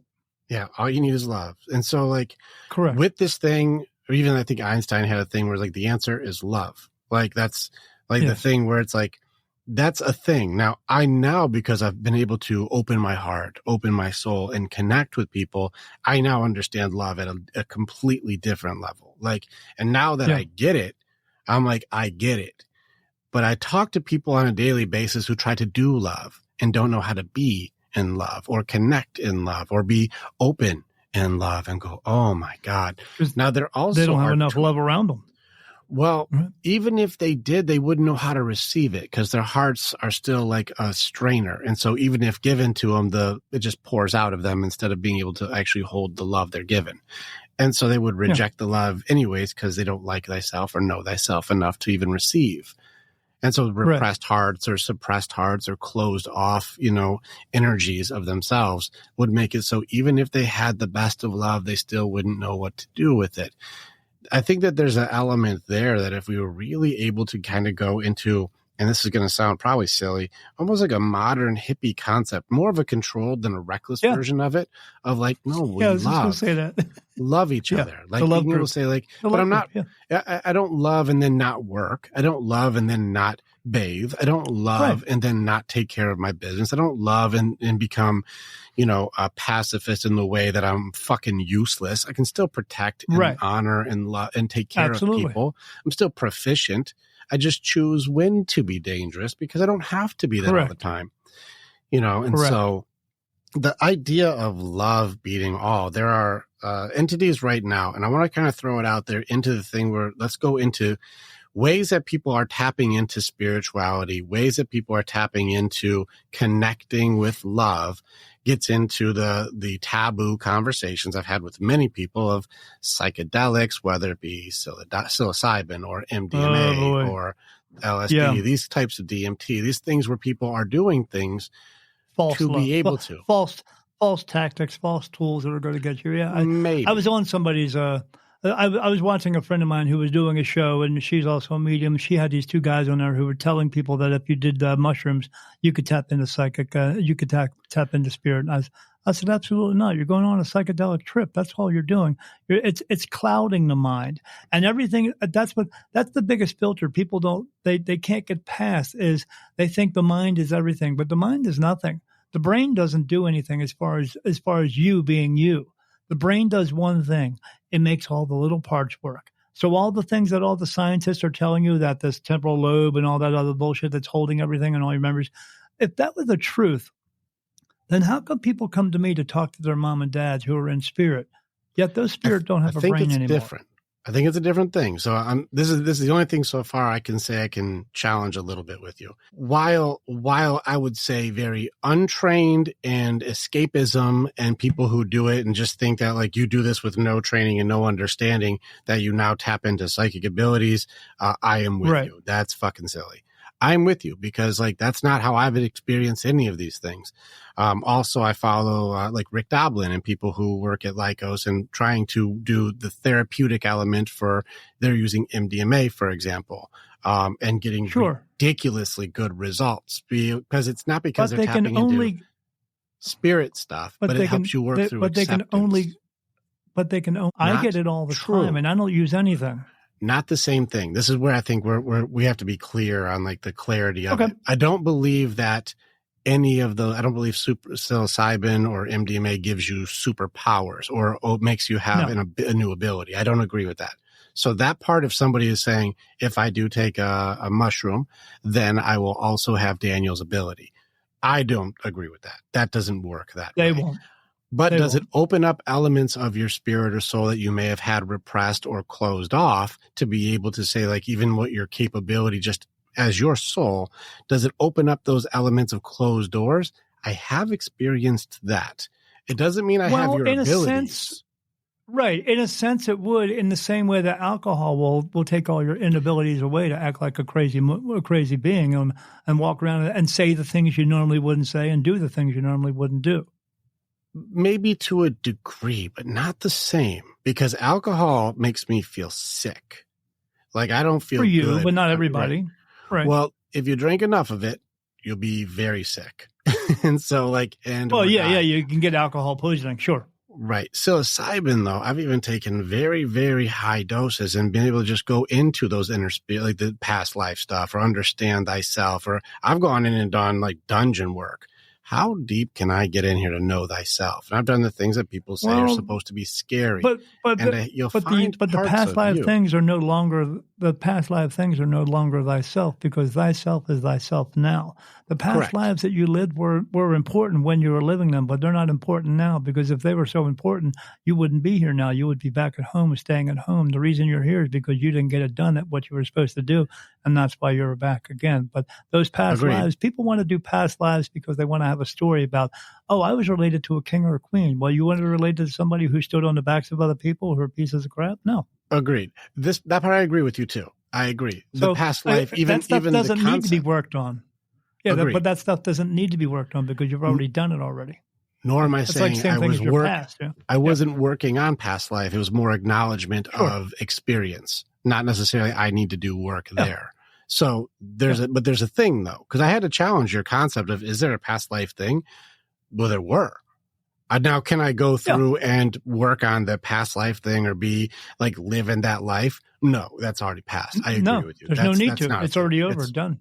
Yeah. Agreed. Just like you don't want the things from your past showing up on your future job application. Same thing. Sure, but the point is it was there.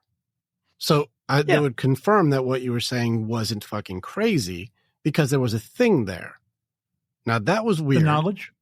The knowledge was there. There was a knowledge there. Yeah. And I was like, okay, that's interesting, because I wish I could say spirit medium Daniel Jackson is full of shit. But then when I go in and do deep work and go in to go, how far can I go?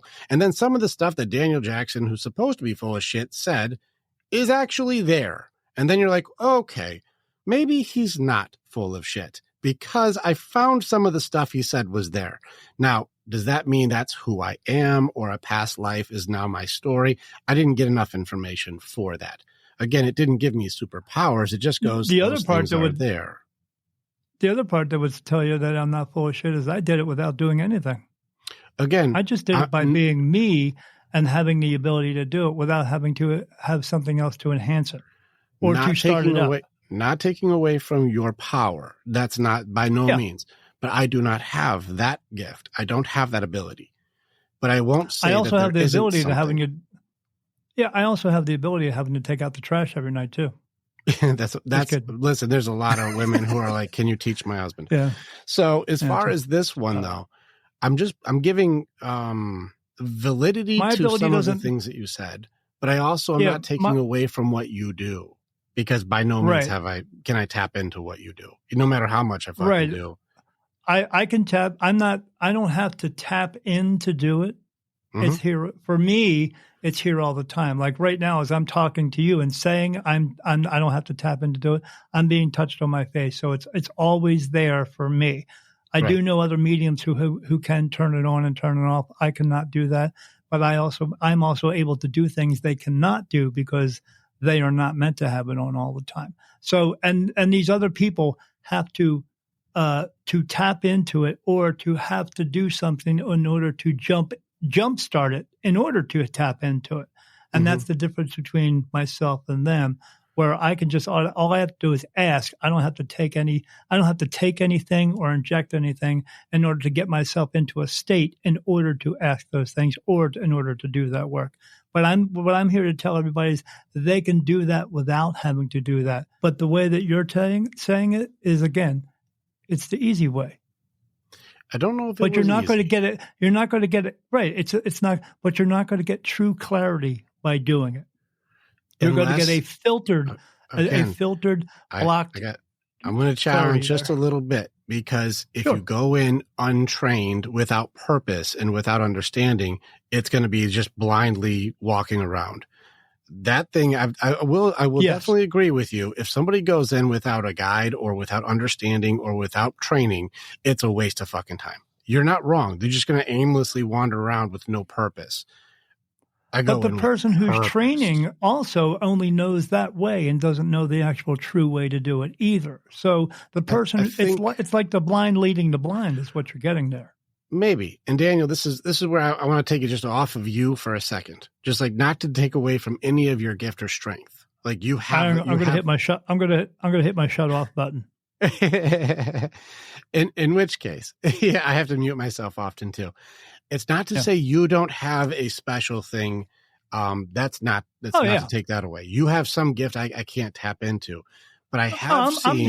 I'm the shizzle dizzle. I know. You're the shizzle. You are the shizzle dizzle. I'm saying I have seen radical changes in people's ability to work through very hard things. And I don't necessarily think that using a psychedelic correctly is the easy way. Correct. It's fucking brutal if done correctly, but effective as hell. And I've done the equivalent of 15 years of traditional therapy that would be done in 8 hours. And so that's not the easy way. That's we're going into battle way. And that type of stuff, I wouldn't agree with you. That's easy. Now, can I even try to recommend doing what you're doing? That's not even on the table. Not one of the options that I even have, because I don't have that gift. I have a discernment gift. I don't have the gift of sight that you have. I have a very different gift. And so being able to tap into what you do, I can't use that gift. And that's where you have a vision, where I have a discernment. I don't have the vision. And so that's a very different I have the vision. I get told things. Mm-hmm. And so I'm with you on the getting told things. I get messages that aren't mine all the time, but I don't get them as the way that you are saying them. Yeah, they're not fluent like that. They come usually in the middle of the night and things like that is where I'll get those. So I have a break things down thing, usually when the veil is at its weakest. Like those are the moments where I'll have to get up and I write stuff. And some of my best work and some of my best writing has come from a middle of the night thought that wasn't even mine. So I can't. Or taking a shower or taking a shit. Pending. Pending. But even still, I will say that using some of these things, and I would argue with like deep knowledge of, there are certain psychedelics, if done correctly, would really eliminate a lot of problems today. Especially I want to like really push the value of like the Rick Doblin thing with MDMA. I really do believe if used correctly would really take away a lot of the hatred, hurt, and pain of like divorce and not knowing and loving each other. And it kills love, like love killers. This at least would it be a tool, not the cure. Very fucking clear. Not the cure, but the tool that could make it so you get out of your way for a little bit and listen to your person with acceptance instead of stay in the way with needing to control. Very useful tool, especially if done with the right people. And that's something I kind of do want to throw out. Like, will it be as effective as speaking to a spirit medium if they don't necessarily understand the belief of what you do or don't get it yet? That may also not be effective because people would just disregard truth, which, like you said, can't handle the truth. And that would be hard even if you told them. It won't be effective. Again, you're inducing them with some type of drug in order to do that, and that's just not the way. Because you have a beautiful white light within you. You have a powerful soul within you that has all the knowledge within you. But until you take the time to do the actual dirty work of getting rid of everything else, just drugging yourself again is not going to help you. No matter if it's the people who say, "Oh, I can train you to do it," but they themselves don't have the ability to actually do it. They had to find a drug again to do it, and a drug that's not the way that God wants us to do it. Again, life is not meant to be easy; it's meant to be hard. But you're meant to get through it and try to figure out. I don't have to do all this bullshit. I can learn to let it go.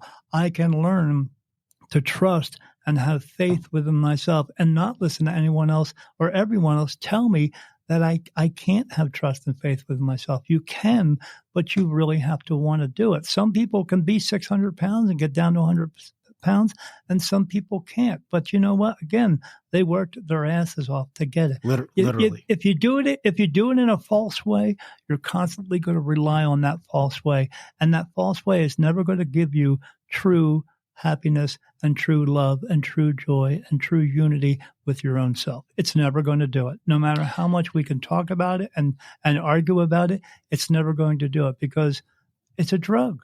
It's not real. It's fabricated. The only thing it's not fabricated is your soul. But you have to be able to fabricate the will and the willingness to actually get in touch with your soul. I'm agreeing with you. It's the semantics of it. I'm agreeing with you, but it's the semantics. Well, I'm only giving you a brief part of what I actually do as well. There's other things that once we are off camera, I will tell you about that I actually do, but I can't tell them on camera, Rick. I can't. Will scare the crap out of people? No, you'll never hear from me again. Oh, okay. Fair enough. So, and what I'm talking about and all this stuff that I'm talking about with you, that I talk about with everybody, is about 20% of what I'm able to do. Sure. And I agree with you there. I do the same thing. Especially like when we talk about having the gift and being able to see things, but I see, hear, feel, and experience things. I see things that no one wants to see. Mm-hmm. And I can't turn it off. But in order to get the answers that I do, I have to have all that. So that's part of the ability in order to have this part of the ability. When you take the drug, you're only getting the one little thing. And I'm telling you, off camera, once I tell it to you, you're going to say, you're correct. Because I'm telling you, you don't want the rest of it. You don't. It's not pleasant. Being touched by an archangel is not like the freaking TV show. It's not. Now, this is what I had to go through. Once every 2 weeks, I would get little cold touches on my body. And this is them so that I could see them, hear them, feel them, communicate with them better. They were working on my soul so I could get to where I'm at now. And this was a process. And that was something that happened to me in the very beginning. And after those touches, I'd wake up and I would be throwing up and shitting everywhere for 3 or 4 hours. Then I would heal up and then I'd be okay for about 2 weeks. And then that 2 week later, it would happen again. And I would repeat the process. And that went on for 3 years. That's what it takes to be me. That's the kind of commitment it takes to be me. I see negative energies walking around all the time. I know from seeing negative energies walk around all the time that if you don't cross over into heaven and you stay here, that's because you still hold your pain, anger, sorrow, grief, guilt, and anguish, and you chose to be here. There is no one can keep you from going one place and say you're going to go to another place. They can't do that. No one can do that for you. Okay. You're doing that by your choice. I have seen these negative energies walk around. If you've ever seen a murder mystery movie where someone kills somebody and then they take police do an outline of the person on the ground. I've seen beings walking around that look like an outline being. Okay. It's just an outline of a person. There's no face, nothing. And their outline is in white, but that white line goes from white to yellow to red. And then they have these squiggly lines that go through them, white to yellow to red. And that's a negative energy. And these negative energies were walking around and they were going over the other energies who they needed to steal their energy from because they're the negative ones. And they were choking them and punching them and kicking the shit out of them. And so I know that spirit feel pain. So when you're on the other side, on the earthbound side, and another spirit comes up to you and smacks you in the face, you still feel it. That's what you're saying yes to going over there. But some of them are just comfortable being there because they don't want to have to come back and live another life again. And that's why a lot of them stay there. Now, these things are beating the shit out of them and then dragging them off. Now, I know there's no such place as hell, but I do know there's an inner, darker, deeper realm of that earthbound place because I've been there, because archangels have sent me there, and I've gone there in my meditation and seen the most horrible things you'd ever see in your entire life. And I see that every single day. So if you're going to medicate yourself to go get a power that you think I have, you better sit down and shut the fuck up because you don't know what you're doing. And you're going to cause yourself some problems that you don't know what you're doing. I just talked to a friend of mine who I'm going to do a video about because she has an ability. And I told her how to take care of that and how to work through it and everything, but she didn't. She went on throughout the years just dabbling in it. Well, she went to do a meditation. And with that meditation, she actually did a astral projection that she didn't know she was going into, went into the deep, dark realm, heard the voice, and the voice called her in, and she went to it. And then she felt herself going down into a deep, dark hole. She was able to actually drag herself out of it. And when she finally came out of it, now she's going to the doctors because she's all fucked up. And the doctors can't figure out what is going on with her. What's going on with her is she picked up residual energy from this negative energy place, and that's affecting her body, and she can't get rid of it, and the doctors don't know how to diagnose her. So you want to mess around with drugs, go right ahead. But when you get all fucked up from it, that's your fucking fault and that's your problem. And I don't give a shit about you because you chose to do it. And you may think it's giving you something, but it's doing more to hurt you than it is giving you something. I'm telling you, it's not the way. There is a true way to do it. But again, taking the medications and taking the drugs to do that is an absolute freaking cop-out because people don't want to do the fucking work. Well, if you want to get joy, if you want to get the pain-free of all the negativity and all the pain, anger, sorrow, grief, guilt, and anguish in your life, then you got to do the goddamn work.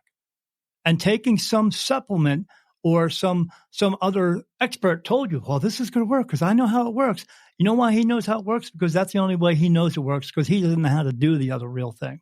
And that's why there's so many of these other practitioners out there who are teaching you everything is love and light and all that stuff, because they don't know either. And people need to know life is not easy. It's going to be hard, but you got to work through it. And if you're not willing to work through it, you're a quitter. And I refuse to believe that anybody will just quit. And I'm going to do my best in my entire life. The rest I have left is 26 years because I'm going to die when I'm 83 in the third week of August on a Wednesday night on August 18th of 2049. I'm out of here. But I'm going to do my damnedest to get everybody on board to let them know they don't have to do it falsely. They don't have to take a drug to do it. They can do it for themselves. They can get in touch, but you got to do the work. And if you don't do the work, that's not my problem. But I'm going to help everybody out there who actually wants to do the work. That's hardcore. hardcore, Daniel. Hardcore. I know it's hardcore, but that's the part that no one wants to hear. I don't disagree with you. I do not. Just to be very clear with you, my entire program is not based on medication. Like, there's no medication in my programs at all. And the way that you speak about things, I know that's not the truth, because you are here to help people to work through it. Yeah. No, you are right, and this is why I say like check and see what I do, because it's not the medication element. I actually get people off of medication often. I was just curious on your thoughts on like the things that people are saying are doing holistic medication. I could have gave you the easy answer, and the easier answer is, "Hey Rick, all that stuff is bullshit." Fair enough. But if I just say that, like you were saying earlier, you talk and you go through things and fast, and you're dropping bombs and stuff like that, and it's going, well, I hope they got that bomb, because it was one big bomb that is the absolute truth, and it's the truth that none of the other practitioners out there want to talk to you about. You know why? Because even these practitioners out there who are other intuitive coaches and intuitive this, and they drop the word intuitive, like they want you to believe that they are going to get you some divine intervention. Intuitive, the first two letters of intuitive is the letter I-N, in meaning in here. Your soul is for you. Your intuition is to guide you, not someone else's intuition to guide you. Yours is for you. Theirs is for theirs. Their intuitive coach business is a business strategy, trying to get you in so you can become an acquisition for them so they can get your money. That's what it's for. Don't listen to them. Don't let them fool you into all this bullshit, or I can get rid of your past trauma bullshit and all this stuff.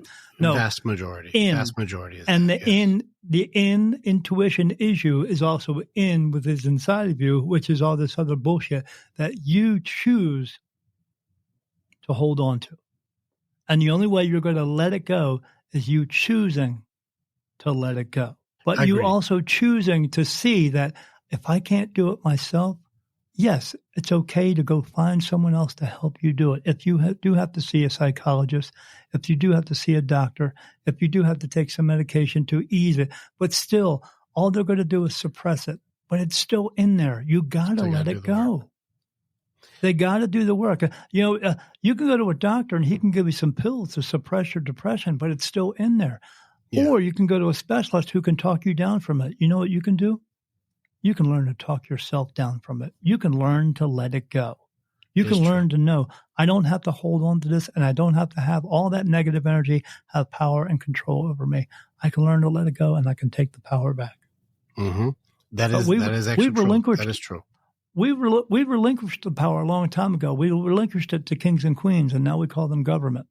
Because we believe that they're going to take care of us. If you think the presidential race that's going on right now, not that I'm going to get political, but how many presidencies have you lived through, Rick? Because I've lived through a bunch of them, and I'm going to live through this one too, because they are not our saviors. They are not going to save you because they don't care about you. They care about you going out and working your ass off so you can put all the money into the system so they can have it, and they can have power and control over you. Why? Because they have all the money to do that, because they have all the big lawyers who can destroy your lives. Or you don't have to listen to them. I don't live my life by what they talk about and what they do. I live 12 miles away from Mexico. Donald Trump was just down here. You know how much of him I saw? I didn't. You know why? Because I don't care. I didn't go down there to see him because he has nothing to do with me or my life. Prices are never going to go down. Taxes are never going to go away. Everything is going to cost a lot of money. And it's going to continue to do that, again, if we stay along the lines of letting them do it. Mm-hmm. Or until we get away from the amenities of this world and decide, hey, let's get back to doing this the way we used to. Let's start talking about it. And then eventually that will grow, because that's the only way it's going to happen. We can't do it. We think we're going to go online and talk to everybody and everything's going to be cool until they go in there and go, oh, can't do that anymore. Shut your group down. Bye. Yeah. Oh, what do we do now? Go back to the way that used to be. That's the way they talked to each other before. Why can't we do it now? Yep. Go get back in line. Because this is too easy. This is too easy. This is too easy. Hey, let me go. I'm going to go to the doctor and get a whole bunch of drugs. That's too easy too. No. I go through pain every day. I have 4 screws in my back. I got 4 screws and I'm fused in my lower back. I got the neuropathy. I have no feeling from the knees down. This is all pins and needles from the elbows down. But I'm still pushing, man. I'm still going through life. I'm getting through it the best I can. I know I'm going to check out. And I know it's going to be hard before I check out. But I'm still going to live my life. Mm-hmm. And I'm not going to let everyone else take control of my life. I just can't do it. It's about power and control. Badass, dude. That's some warrior talk right there. I like it. Yep. That warrior talk. I like when people say that shit. I'm not going to conform. I'm going to keep fighting. I'll keep going. That's your show. That's the battlefield. That's your warrior talk. That's me. We say the same things. We just say it in a different kind of way. That's all. Correct. I agree. But the good part is we're saying it. Mm-hmm. Yeah, it's good. It's good to have the conversations about it. And like again, truth is the fight right now. Truth is the fight. Yeah. People struggle with the truth, and it's always an honor, man. I'm really glad I got to reconnect with you on stuff, and I'm glad also to see like things are evolving very well for you. And you said you have a show coming up, right? Yes, I have my regular show that I had before called Beyond the Veil with Daniel Jackson. Me, Daniel Jackson. That's how I started. I'm crazy, but yeah, it's going to be out on a brand new streaming network. It's going to be coming out soon called Ethereal TV. It's ethereal.net. They're still working on it. It's taking some time because it is going to be on Roku and Fire TV. It's going to be out everywhere, like a Discovery or a History Channel, that type of same thing, same direction, but all spiritual TV. And it's not just spiritual people like myself, like mediums and other stuff like that, and healers, but it's also like different cooking shows as well. So because you can't just get rid of negativity just by getting rid of the people. You got to get yourself healthy too. You can't just walk around and go, oh, I'm going to eat Twinkies all day long and get rid of everybody and I'm going to be okay. But, or get the crystals and all that stuff and think that's going to do everything. You got to do the entire total package of work. It takes a lot of energy to do that. And so, but you got to be dedicated to it. So there's all kinds of people on this network that are bringing out all kinds of information about it. And it is one of those pay networks, so you have to subscribe to it and stuff like that. But when it's ready, I know it's going to help people. I mean, like I said, they sought me out. They sought a bunch of. I actually know some of the people on the network because I've actually been on their shows before. So so I know. So I'm good for them, right? But yeah, it's a really cool place. I was actually on a podcast like 3 years ago, and the people who own the network came to me and said, "Hey, we need this guy." So I'm the guy. Is your show going to be pre-recorded or will it be like interactive? It is pre-recorded, but okay. They can interact with me if they choose so. So if people want to get a hold of me from there, they can make comments. But I did a little commercial to let people know if they do have any comments, questions, or even show ideas that they want me to do or things that they want me to cover. I have an email address. It's Daniel@spiritmediumdaniel.com. They can email me there, and that's how they can get a hold of me. Or even I have a group on Facebook. It's got like 100 and almost 200 members, something like that. But the only reason it has 200 members, though, it doesn't have a lot of members, is because I don't let everybody on there. So when people, like when I talk about spirit touching me and stuff, they touch me. This is yes, and that's no. It feels like a tear running down my face for no and across my forehead. And at the last time I talked to you, I think I was up to like 50 or something like that, 40, something like that. I have 67 archangels that are touching me at all times. And so when I see someone who wants to join the group, I look at the name and I go, is this person going to be a good person? No. Oh, so they're going to cause a bunch of trouble on this page? No. Yeah, yes. I go, okay, click, delete. That's why I have so little members on there, because I don't want anybody to come on there and have to deal with a bunch of spam or people trying to scam them out of something. So yeah. But if they want to join, they can try. We call it troll patrol when people come. Yeah, absolutely. Yeah, that's a good one. Yeah, I'll have to write that one down. But yeah, so I go in there and make sure that the people who are I know are not going to cause trouble are going to be in there, and I allow everybody comes in there and talks to each other, and then they can ask questions all they want, and I'm very active in there, and I will answer their questions. I have no problems answering any questions for anybody. But I just did put a little bit of a disclaimer in there and told people don't come in there and ask the political questions because, again, agreed, they don't care about us. So we're here to work on ourselves. It's a spirit. Yeah, we're here to work on ourselves. It's an inner show. Yeah, it's all about working out the inner problems that you have in yourself, and concentrating on all that other mess is not going to help you do it. And if you are listening to that, apparently you're not listening to me. So they're not going to like and subscribe, and they won't be able to get in. Yeah, absolutely. Yeah. And if you're concentrating on all that stuff, I don't want you to like and subscribe because I don't want you to come in, because I want like-minded people who are going to come in, who are trying to work on themselves and trying to get themselves together, because it's going to take a long time for us to get together, but it's got to start somewhere. And so I'm doing that with that little group.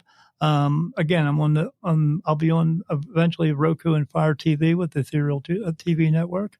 They can go on Amazon and they can get my book. It's Daniel Jackson, A New Beginning, My Awakening as a Spirit Medium. Just go on Amazon and put that in. Daniel Jackson, New Beginning, My Awakening as a Spirit Medium. And you'll see a picture of a man walking into a bright white light. And that's me. It's about my story.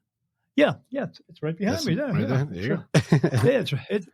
It's right here. Look at that. Yeah, get your copy today.